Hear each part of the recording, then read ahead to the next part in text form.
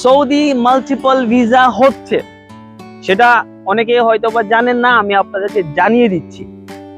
হচ্ছে in the sense, সেটা আপনাদের সাথে ফ্রড করা হচ্ছে, তারা আপনাদের সাথে বেইমানি বা চিটিং বাজে বাটপারগিরি এগুলাই করতেছে। বর্তমানে একটা চক্র বাংলাদেশিদেরকে বলতেছে আমরা 100% কনফার্মেশন দিয়ে আমরা সৌদি মাল্টিপল ভিসা করে থাকি।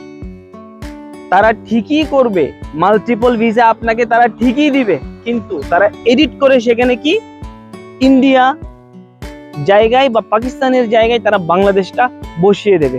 সেটা করবে, সকল ডিটেলস তারা সঠিক দিবে, ন্যাশনালিটি যে জায়গায় সে জায়গায় ইন্ডিয়া বা পাকিস্তান দিয়ে সেটাকে অ্যাপ্রুভ করবে, অ্যাপ্রুভ করে তারা আপনাকে এডিট করে সেখানে বাংলাদেশ লিখে তারা আপনাকে অ্যাপ্রুভেল ভিসাটা দিবে।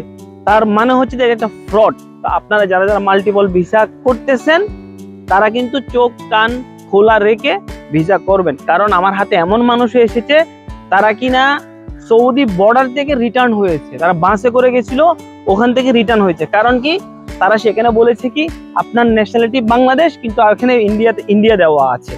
আপনারা বুঝতেছেন, এখন একটা মানুষ সে বাসে করে গেল আবার সেখান থেকে রিটার্ন হলো, সেটা কিন্তু অনেক একটা খারাপ ব্যাপার এবং কষ্টের ব্যাপার। টাকা তো গেছে, সেটা বড় কথা না। এখন আপনি এখানে এটা বলেন যে আপনার টাকা তো তারা আর ফেরত দিবে না। ইন্ডিয়া বাংলাদেশের জায়গায় যেখানে ইন্ডিয়া হয়েছে তারা কি আপনাকে টাকাটা ফেরত দিবে? মোটেই না।